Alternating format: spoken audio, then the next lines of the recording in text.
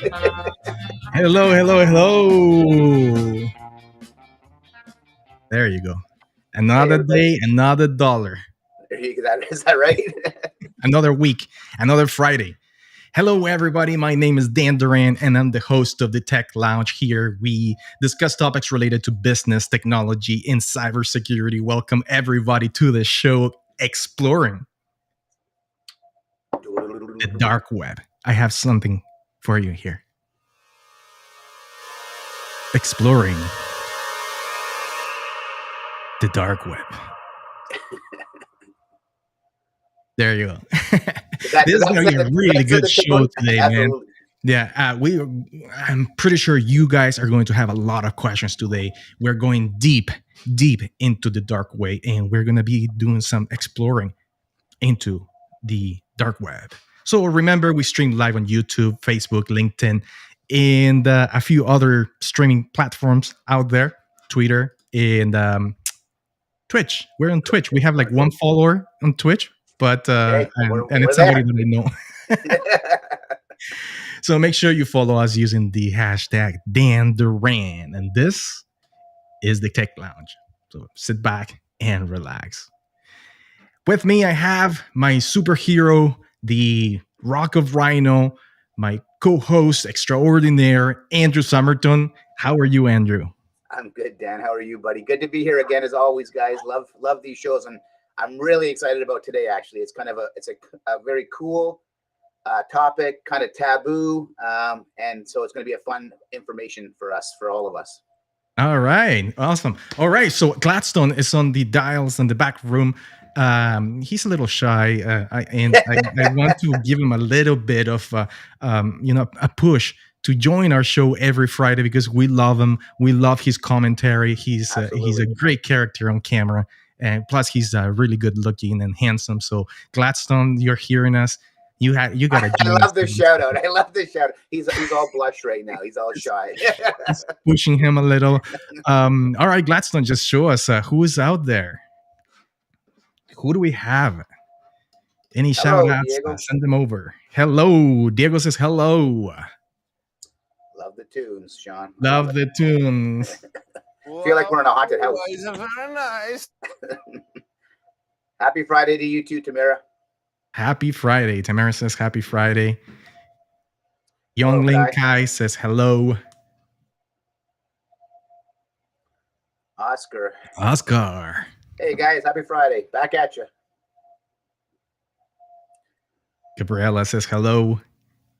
Happy Friday. I think there's a theme there. Everybody loves Fridays. I don't know if it's our show or if it's just that it's Fridays.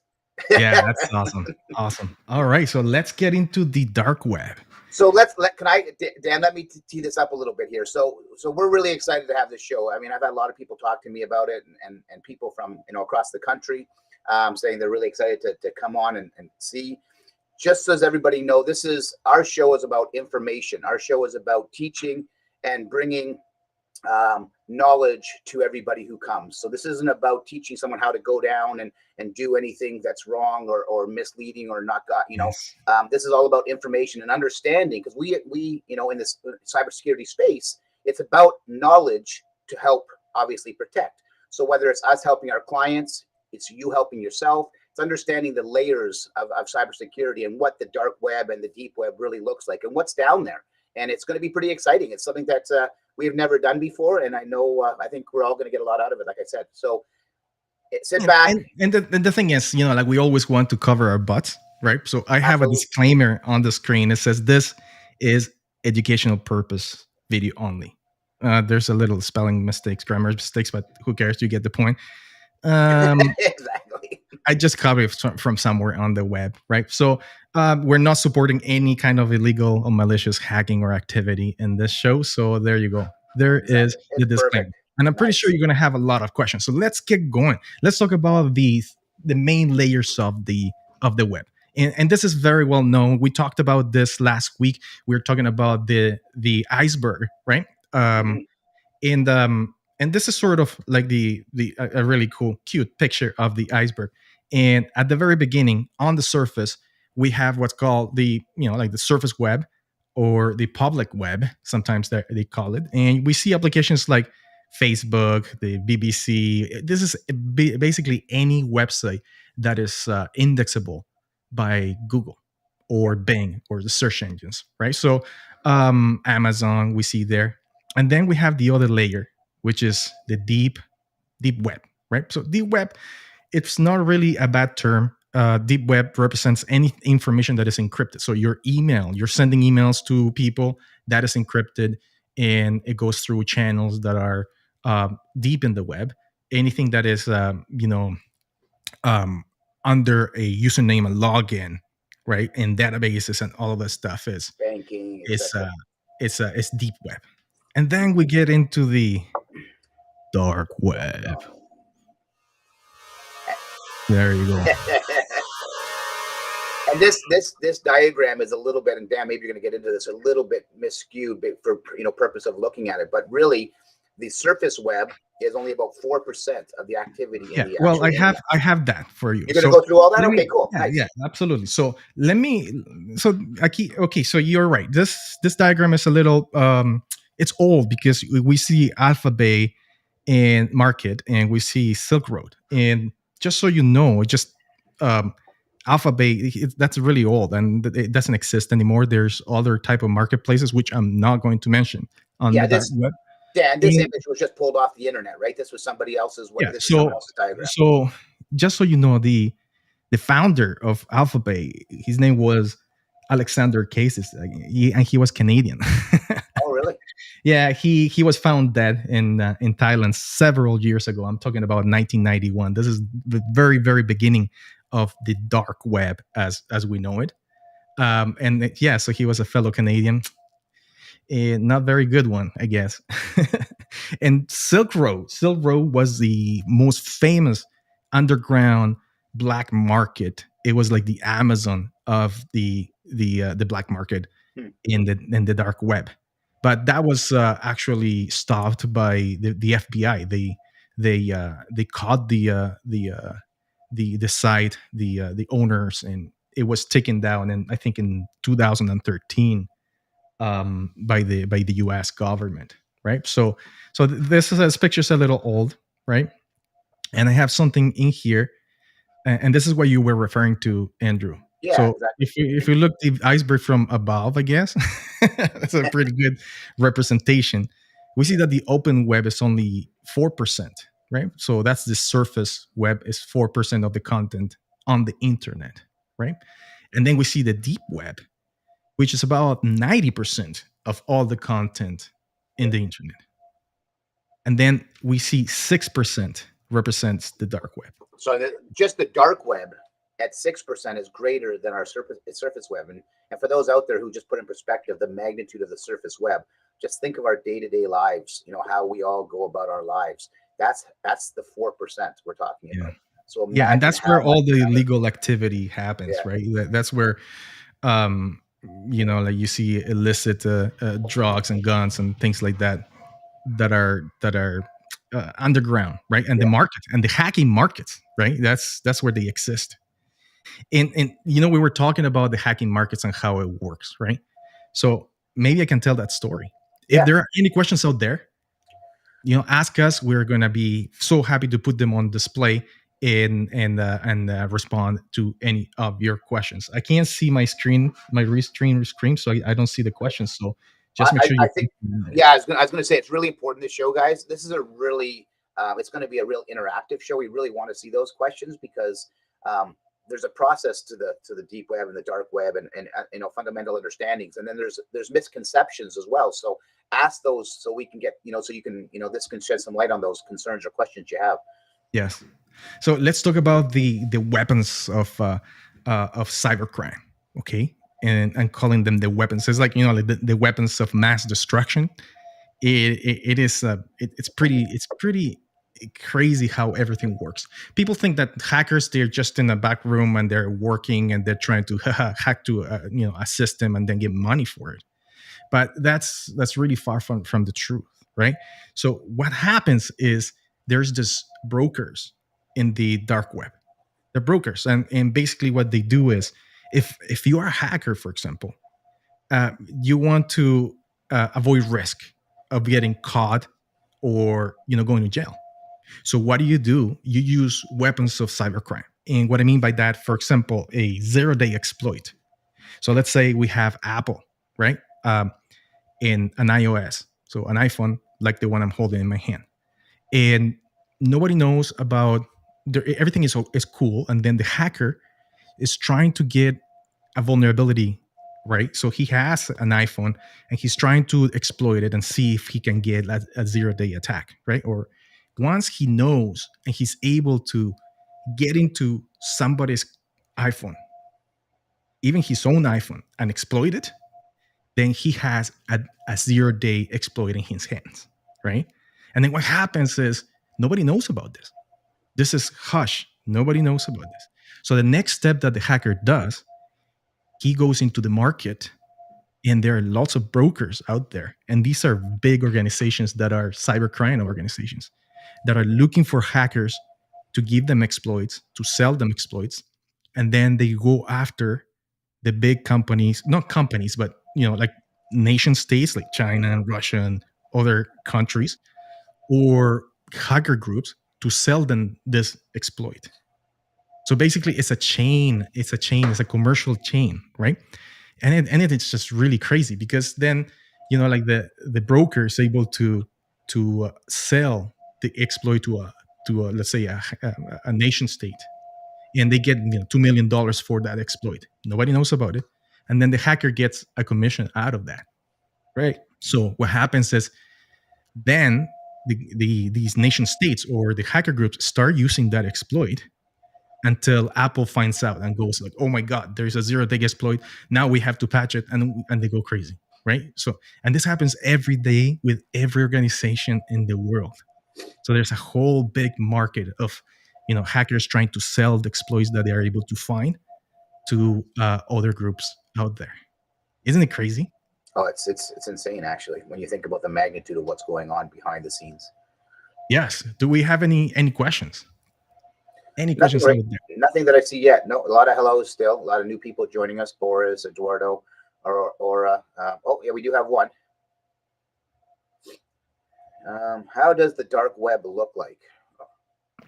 How does it look like? Perfect. We're in the perfect screen for that. So I have the screening here, and it's a little blurry because it is low resolution. But if you look at there's different levels to it, right? So we have the common web, the surface web, the public web, whatever, and then everything else after. The first level, we get into things like Reddit, Dig, email services, like SQL databases, campuses and colleges and universities, things like that, right? So you have to have some sort of credentials to log in and be able to have access to this deep web, right? Then we get into. And Dan, just to clarify, the deep web is a legit area. It has the notion it's deep. That's where everything is. It's still all legal. It's just protected. That's the gray area, man. Yeah, that's the freaking gray area. It is good when it talks about like people trying to log into your bank account, or yourself trying to log into your own bank account. But let's say the Pirate Bay or torrents, right? So you can actually go to Google and look for torrents, and you can have a software that downloads torrents. But those movies that you're downloading or the software that you're downloading are pirated content. Right. And those databases exist out there, and they're part of the deep web, not the dark web, right? Unless you are actually looking for things that are illegal, like guns and stuff like that, or any content that is illegal, then you get into the dark web. So there is a lot of gray area in between what is legal and what is not legal, what is deep and what's dark, right? So at what point then are you non-trackable when you get into the deep/dark web? I'll get to all that. All right, good. Perfect. No, these are great questions. So the level 2, the Burgy web, they call it. This is where we have FTP servers, locked results by Google. So Google indexes only what Google wants to index, by the way. And that's because they index stuff, and when they see that something does not go according to the Google privacy policies, they will blacklist it. They won't index it on the Google search results. And that, by the way, is done by Google, not by an entity that says this is bad, right? So there's a gray area on what Google indexes and doesn't index, right? So, but that's another story. That's another theme. I think that's privacy concerns, right? So then you get into the level 2, and then you see honeypots. I don't know if you see, but I'm blurring certain stuff in here because I don't want you guys to see what's in there, because it gets pretty bad, right? So most of the internet is in this level. We see streaming video and kind of like websites that could be potentially not really good, right? And then you get into level 3, and in level 3, I'm blurring a lot of stuff. Right. Yeah.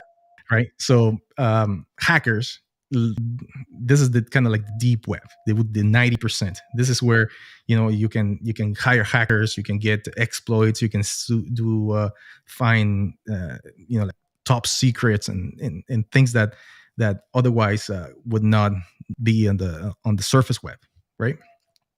And then you get into this part, and this is where the dark web lives. And the dark web needs a Tor or an onion router to be able to navigate through. And I'll show you what an onion router is. Yeah. An onion router basically is a special type of software that makes you anonymous in the public, right? So think about this.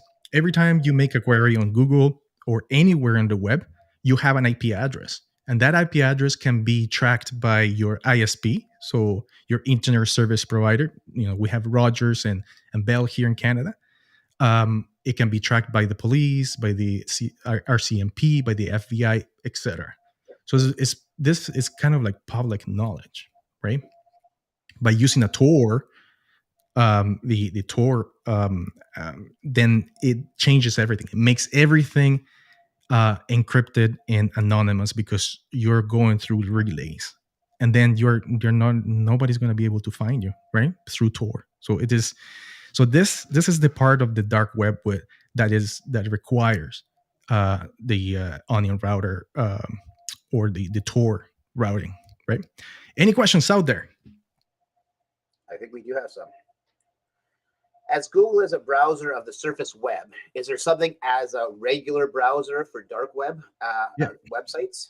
Yes, exactly. And that's the Tor browser. And I'll show you in a minute how it works, because we're going to go explore this Tor browser.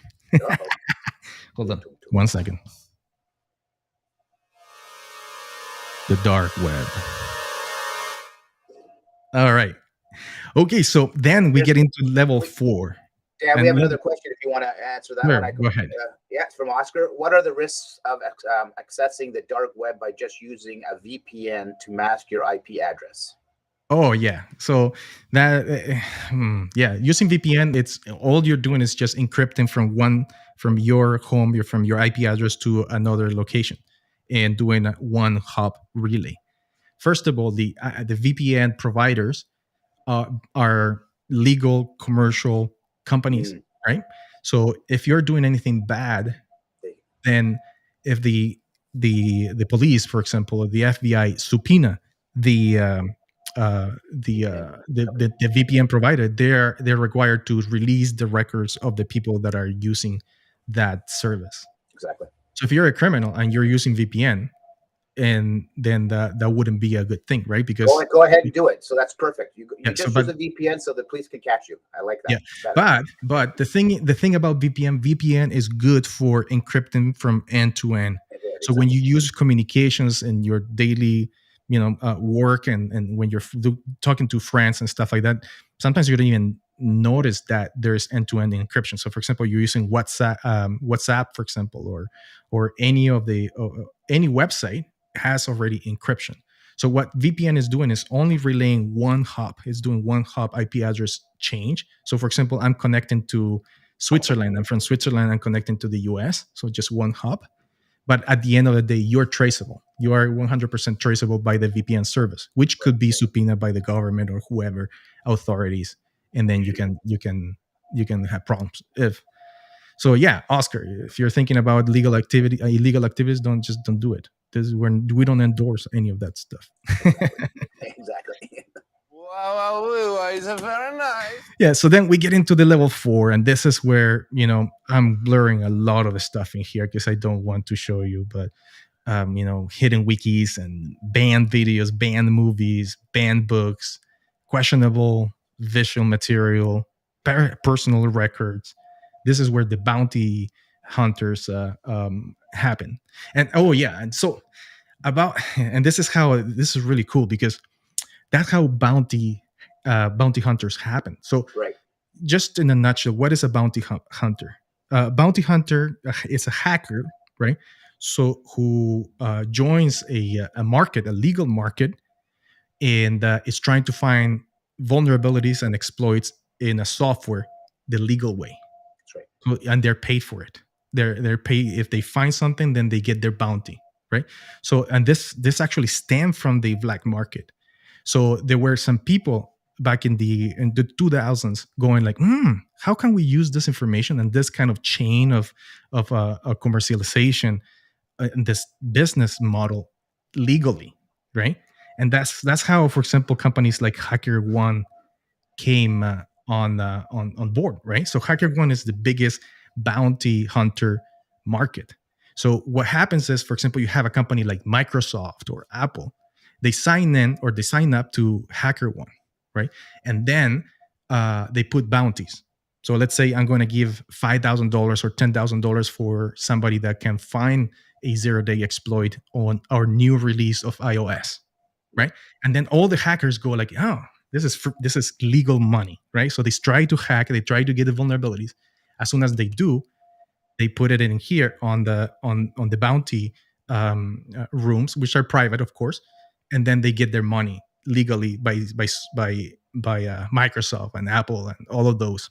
So Dan, I have a question for you. So not to discredit HackerOne, because it's a fantastic organization, it's legal, they're very, very good. So I'm not discrediting them, but the people who are doing that. So let's say these big, large organizations put that out there. So as a cybersecurity company, us at Rhino, we are hired and accountable for doing vulnerability and penetration tests. We report our findings. They pay us a fixed fee to do that, and then they basically go in and fix those.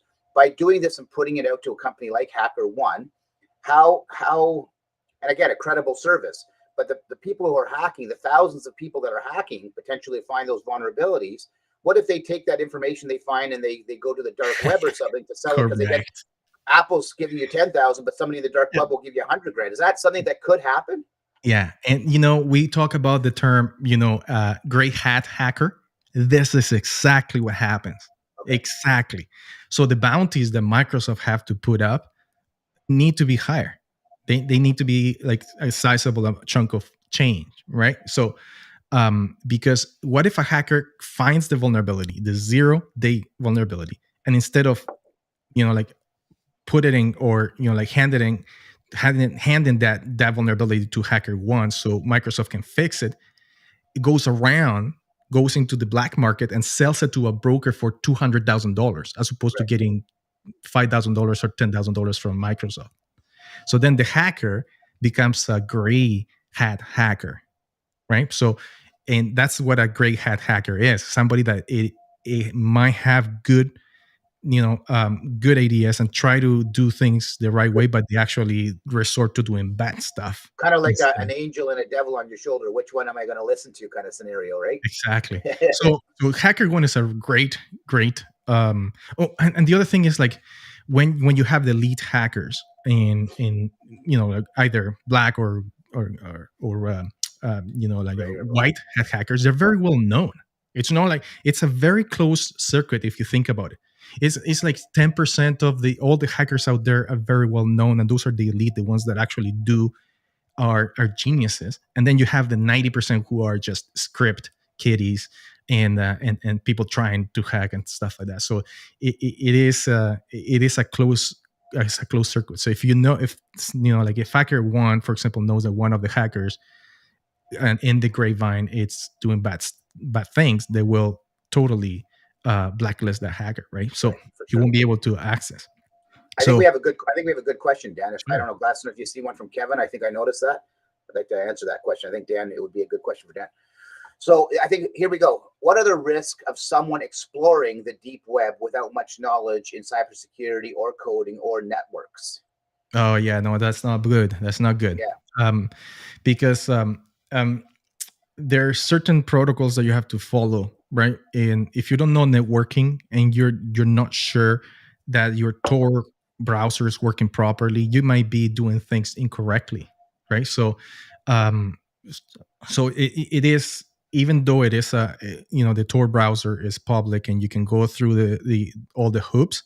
There are certain things, certain criteria that you have to you have to attain to. Like, for example, not sending messages, for example, or opening other things that might compromise your privacy, right? But this is for illegal stuff. There's a lot of legal stuff that happens in the dark web. Did you know that?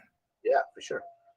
Yeah, so this is HackerOne, right? So let's get back to HackerOne. So HackerOne is a bounty hunter type of environment. However, us at Rhino, we do penetration testing, right?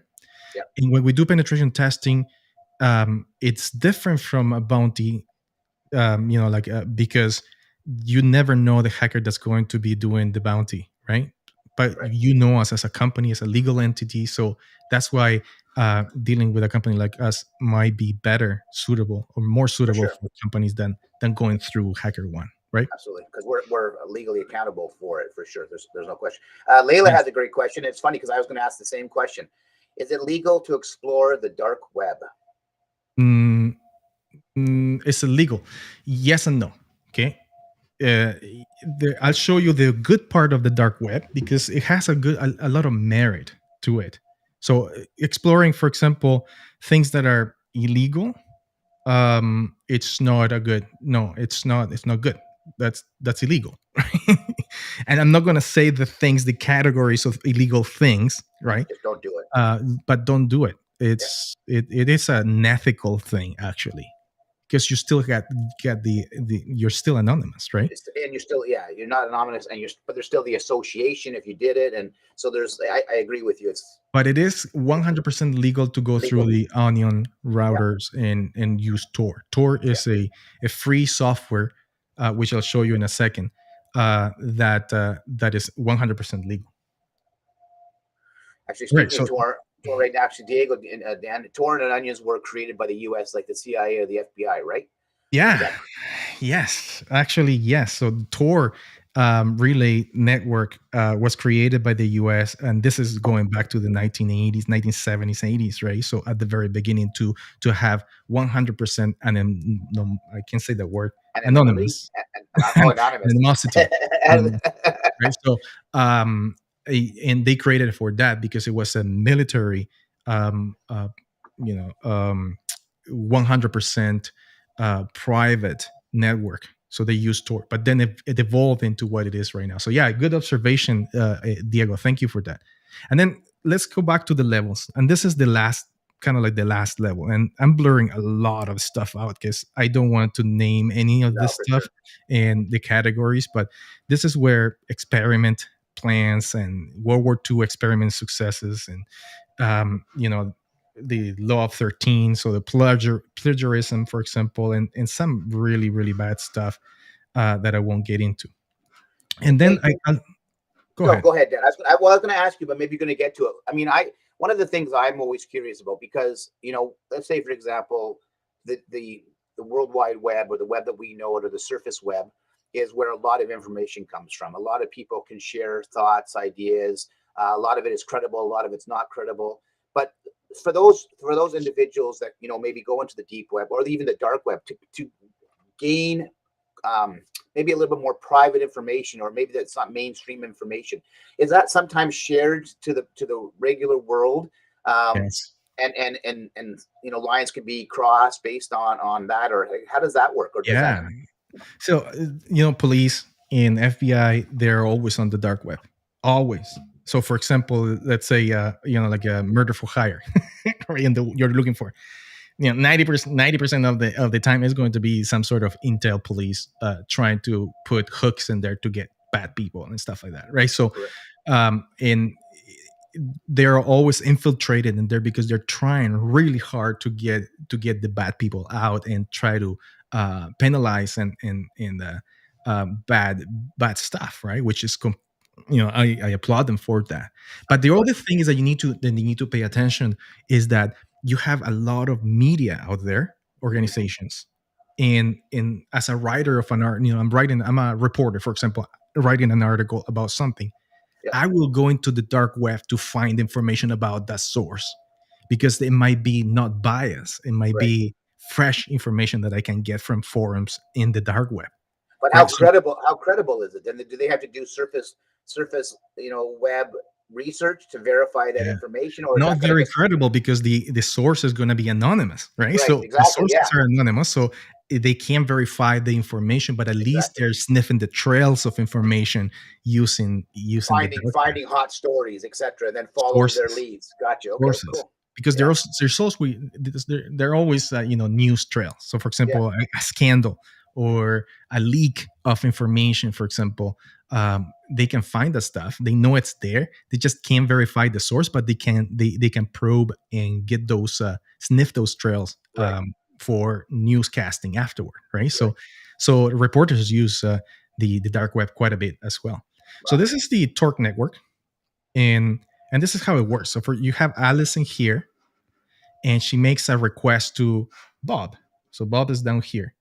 And instead of going directly from Alice to Bob, let's say you would use a VPN, then it will be only one node, right? So the first node and then to Bob. The information goes to Bob. That will be a VPN. But the tHe network works in layers, and it's 3 layers. So Alice sends it to somebody, let's say in Australia, and then that Tor server sends the information to Paris and France, for example. And then from Paris and France goes to, let's say Colombia. And then from Colombia, it goes to Bob. So it's 100% untraceable. You can't really trace it. And that's how it becomes anonymous, right? Because at the end of the day. And when does that happen? Like, so let's say, for example, Alice is on the surface level. So the first transaction, the second, the third, like what actually starts going into the anonymous aspect?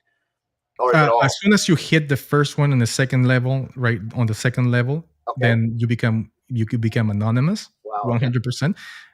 But then you hit the third one, then that ratifies that you're anonymous, right? Okay. Yeah. Because there's no backtracking.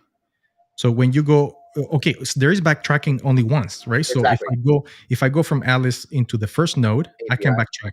Right. If I go into the second node, I can only backtrack to the first node. Gotcha. Right. So, and then there's another layer in there. That's why it's 3 layers. So I cannot backtrack, and since I cannot backtrack, I won't be able to backtrack twice again. Right. So that's why it becomes anonymous. That's pretty cool, huh? Yeah, very interesting. All right, so here are some screenshots that I took, and because I don't want to really show you the tHe network, right? So I put title is disguised because I'm disguising pretty much everything, but this is just a search engine on the dark web where you can find anything, guns, etc. Like really bad stuff in there. Any category that you're gambling, for example, illegal gambling, and bookies and stuff like that, you can do it through a search engine just like you would in Google. You can do it using the Onion network, right?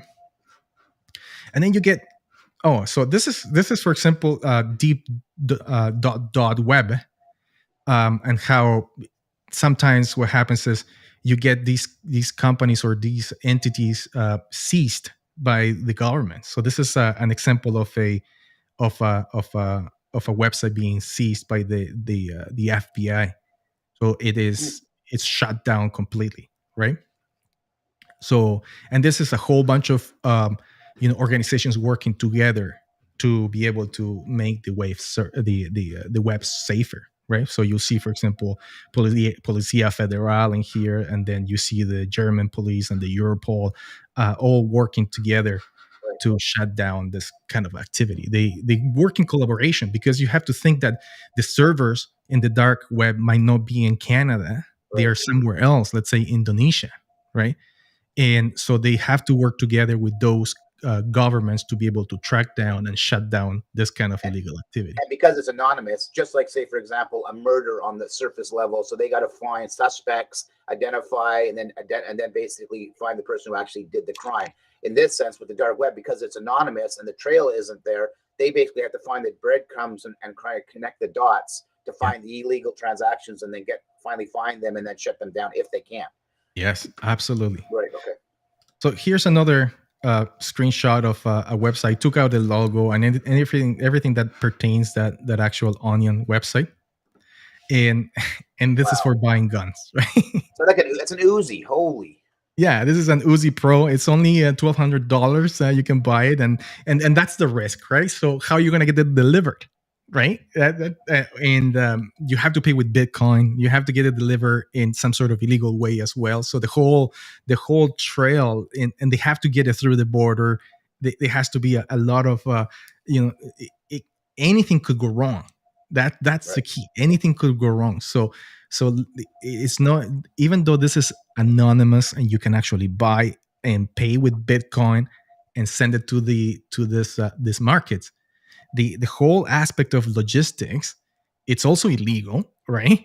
Because you're getting an illegal gun, and that could be stopped by the police at any time in your house. You know, like you know what I mean. So that's kind of like the physical aspect of the logistics. You know what I'm wowed by when I look at this? It's an actual website. It's an actual, like, yes. You go to like Amazon and buy something. It's an actual website. You want an Uzi, it's $1,200, or you scroll. Yeah. It's crazy. Yeah, this is another market where all they sell is cybersecurity stuff, and you can see you can hire ransomware from $210 to $38,000 if it's a really big company. So you can buy this. You can buy attacks. You can buy accounts, exploits, hacking, ransomware, SMS and call intercept, spam.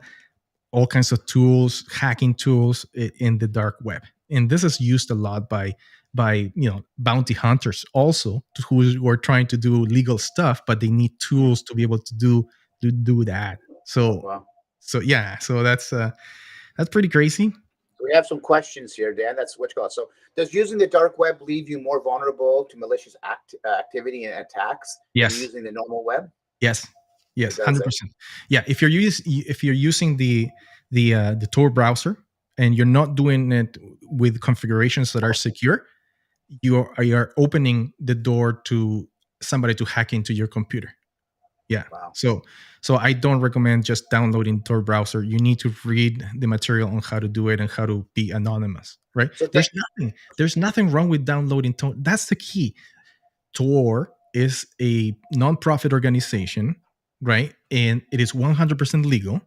And it's not illegal to download Tor and go into the Tor browser and the Tor network. Right. That's not the illegal part, right?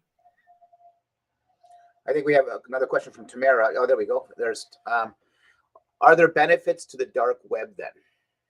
Yeah, lots. Lots of benefits, and that's a great question.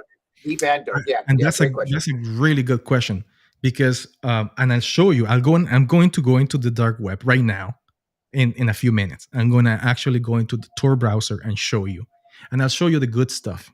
I won't show you the bad stuff, because I think I'm showing you through the screenshots. I'm showing you the bad stuff. Yeah. I think that's enough. The really, really bad stuff, we're not even talking about it, right? So because it is pretty bad. But that's a really good question, and I'll get to that in probably a couple of minutes. This is another website where you can buy hacking stuff, and the funny thing about this is that, look at this, it has customer reviews. So 40 wow. customers reviewed this website server hacking stuff or service, and I won't show you the reviews because I don't have it in the screenshot, but it has reviews. So it's a 5-star, and these are kind of like quote unquote, like bad, illegal, but legitimate in its own black market place, right? So they're verified by other people that buy stuff in here and do the hacking, right? So it gives you a little more confidence to buy this stuff, I guess. Hey Dan, this is. I mean, and you may not have the answer to this. Very nice. You may not have the answer to this, but so it just gets me thinking of how advanced our technology is moving in with cyber crime and cyber advancement, etc., and technology advancement. So the meta universe, for example, that Facebook is building, and people are going to be able to go on virtually and become a virtual person and travel around and see stuff. Do you think that's going to morph into a virtual deep and dark web as well?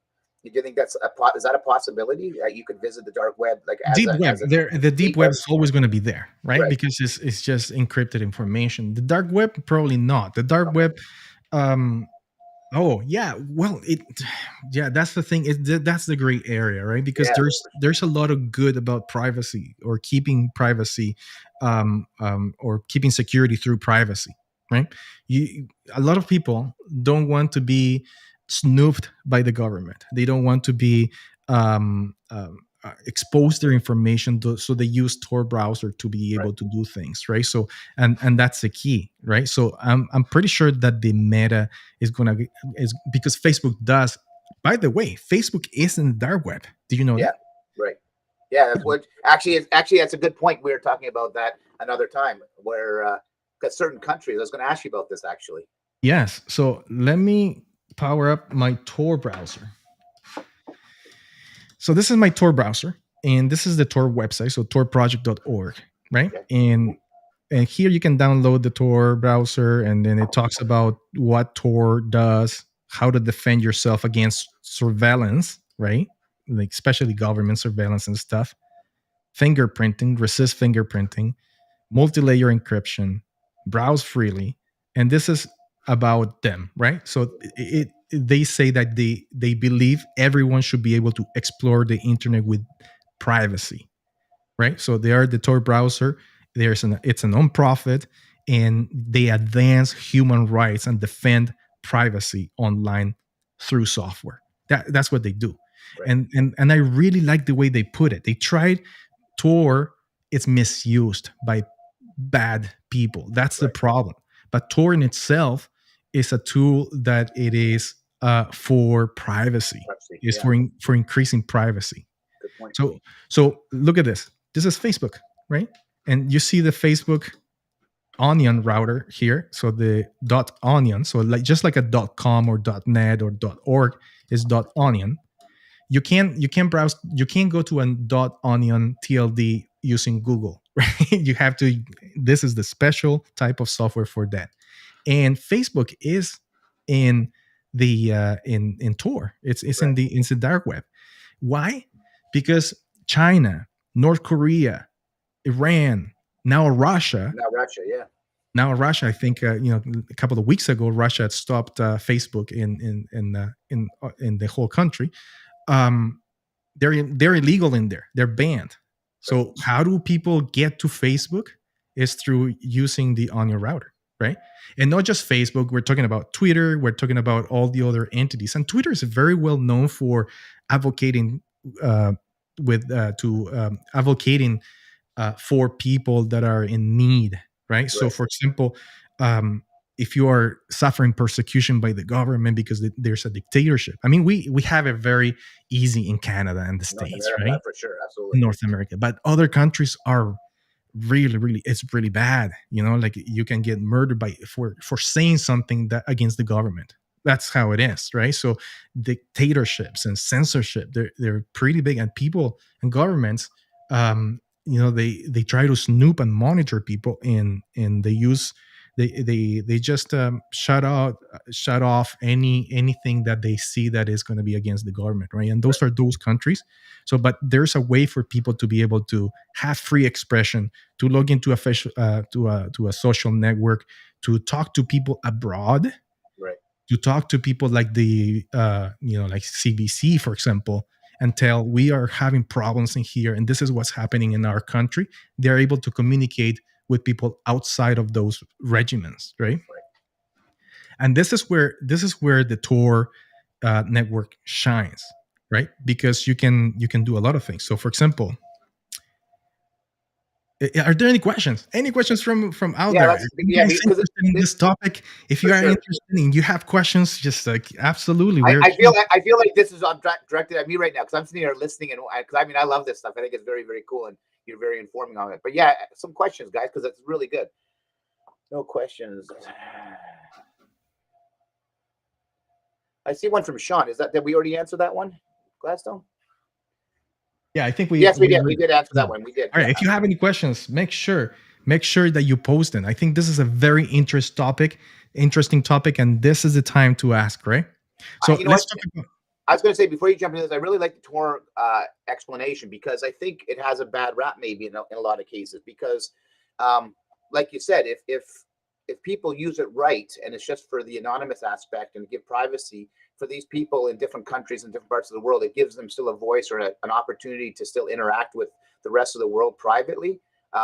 It's something that, again, if it has a bad rap and they don't understand it or they don't know how to use it, then they're not going to, right? So then it's just banned. So the average person, let's say in Russia or China or anywhere else, doesn't have the voice. They can't use Facebook. They can't use it. But if they have this system, they can actually go in and actually still do it. So yes, exactly. LinkedIn All right, user. so we have a LinkedIn user.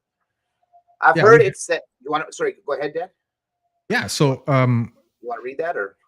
Yeah. So it says I've heard it said that if you log into Facebook using your Tor browser, your Facebook account will be banned or closed. Is it true? Oh, I have no clue. I have never done it. I haven't heard about this. I don't think it will be banned because Facebook is on the Tor network. My belief is that you won't get banned.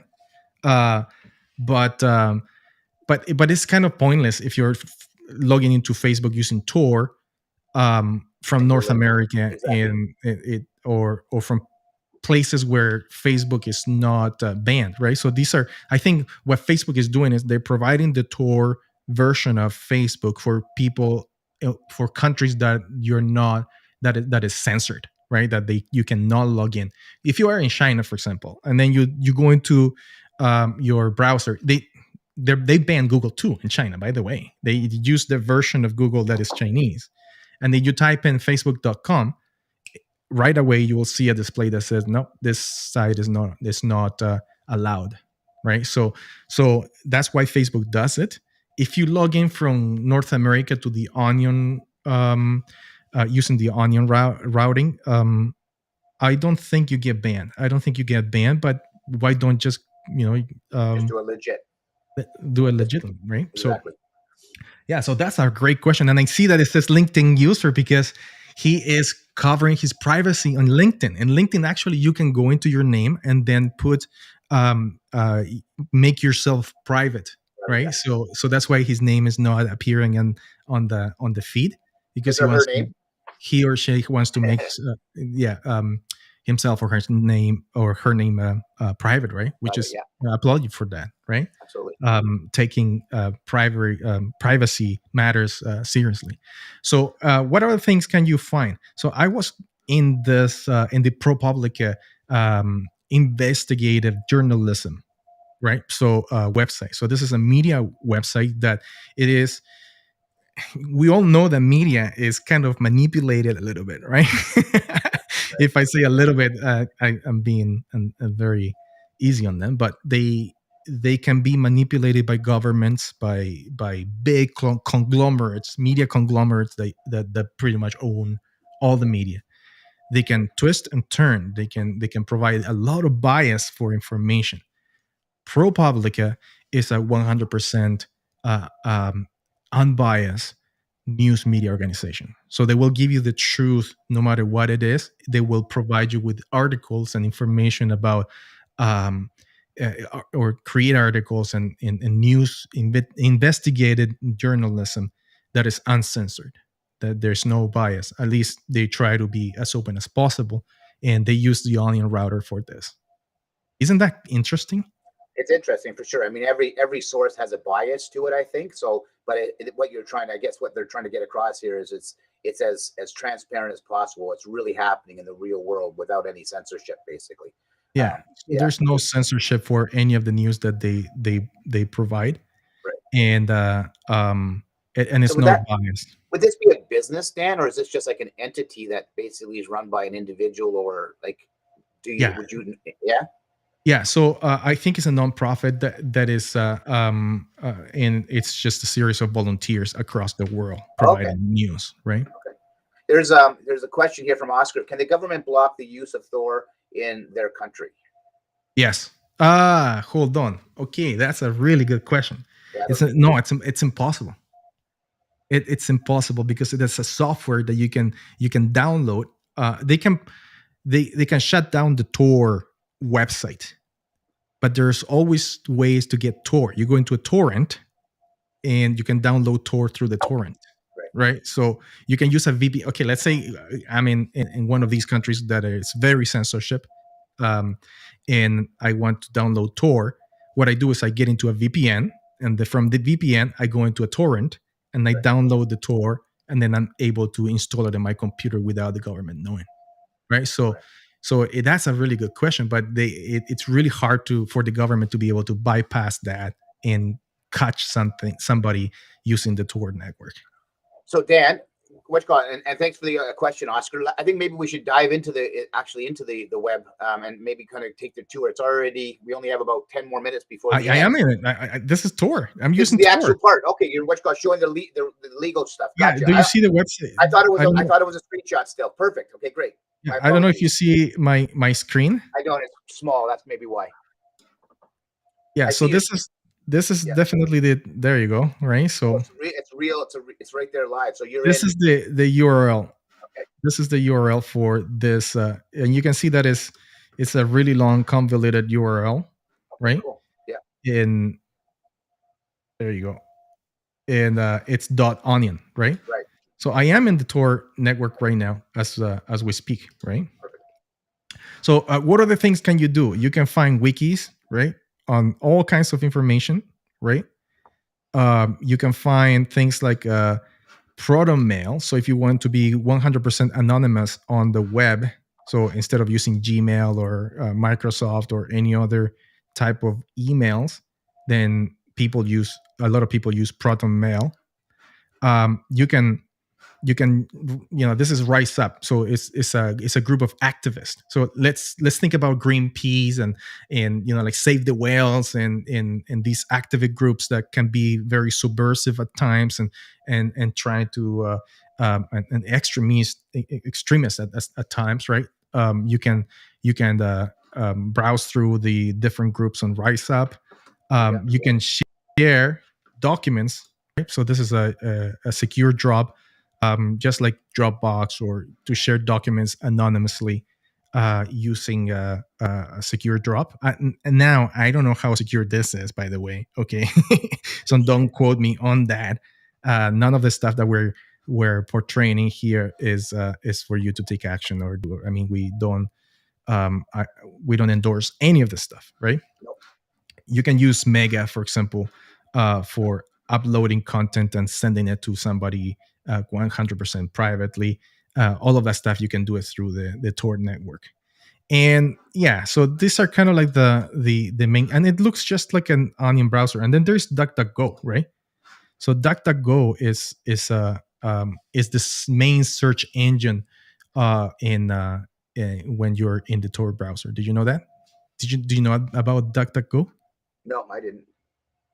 Yeah, and through DuckDuckGo you can find all kinds of information. It's a search engine, right? It's a search engine. The difference is that it's private. It doesn't give you cookies. It doesn't give you scripts. It makes you anonymous, right? Wow. And it also acts through proxies. So you can go through DuckDuckGo using proxies as well, right? So what I mean is, like, if you go to a website, let's say like Canada.ca, right? And you use a proxy, you actually are displaying the website on your screen, but you are using another browser somewhere else to do it, not directly on that website. So DuckDuckGo works. You can do it directly, or you can go through proxies. So that's pretty interesting, right? It's crazy. It's a whole different world, and I think a lot of it has to do with confidence. Obviously, you're a very intelligent person. You know this stuff inside out and backwards. But but it's also like you had some really great questions. Is it legal? Isn't it legal? Can they track you? Can't they track you? All these scenarios are, if you don't need to go there, guys, I highly recommend you don't. There is value to it. There's no question, but there's also a lot of negativity to it. It's not a world you want to really be as an average person. You really don't want to be going down there and taking a look at stuff. Obviously, we do it.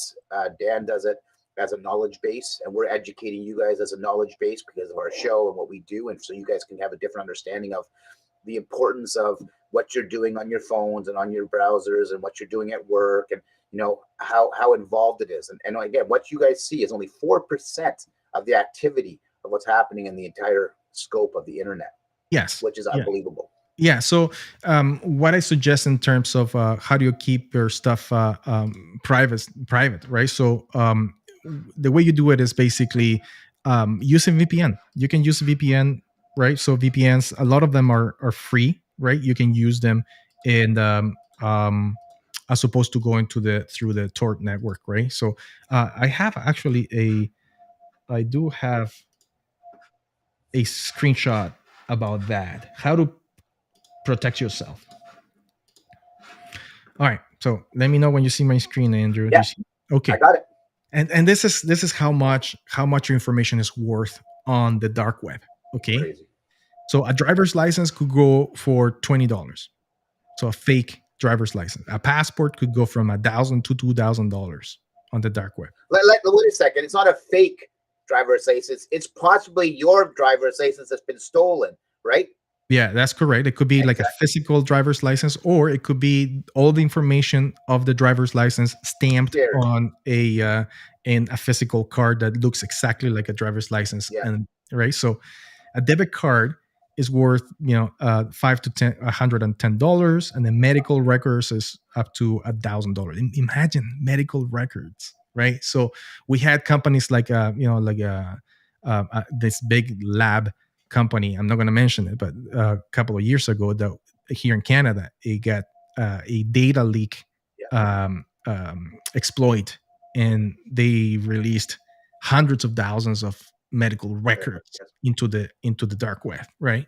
A hacker went in, they stole all of the information. Now those records are available for sale, and we're talking about records such as like very private information.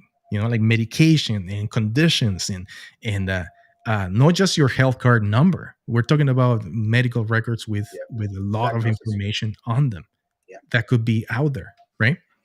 So these are kind of the things that you need to do to protect yourself, right? Protect your social insurance number, right? So when you have it in your pocket, if you have it in your pocket at all times, don't just take it away. Memorize your number and stow it somewhere in your lockbox or whatever, right? I don't know. Do you do that, Andrew, or do you carry your social insurance number with you everywhere? Are you throwing me under the bus like last show? Yeah. You know what? I for the longest time I did. But now actually with my phone and my new case, I keep a credit card, because a credit card is the best form of being able to be protected and secured. So you don't have your debit card anymore. Exactly. And it's a form of ID. So that's a really good tip I learned, actually, is if you can do all your transaction through a credit card and not ever use a debit card, it's good for savings as long as you pay it off. And it's good for security, because if it's ever stolen or it's always insured. So it's not your money you're playing with. So yes, exactly. And you can get it back, right? So like you can call the credit card. So it's way better than using debit cards. Also Apple Pay and things like that, right? Like Tap. What you can do is take a picture of your driver's license and your health card and keep it on a private encrypted file folder on your phone. And if you get stopped by the cops, you can actually show that. There wouldn't be any problems if it's not physical.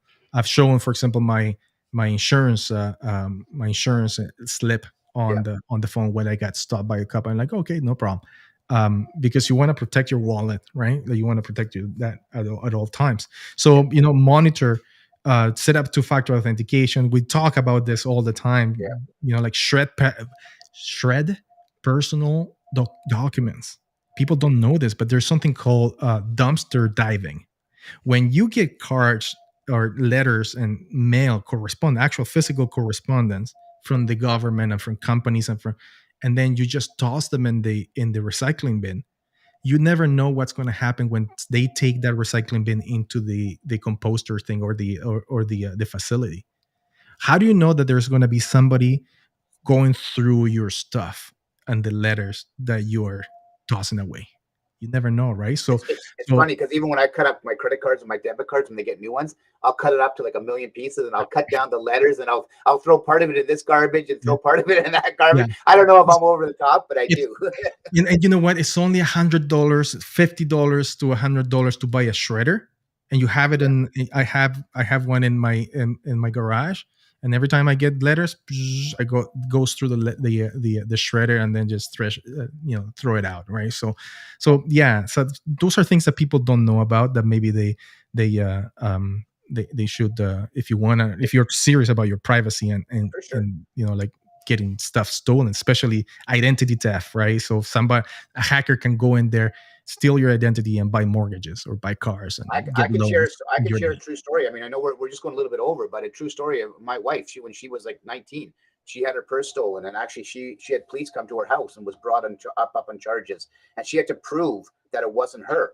And it was a pretty scary situation for her. So this isn't about instilling fear, as we always say in these shows. It's about instilling knowledge and understanding and mitigating any risks that you potentially could have.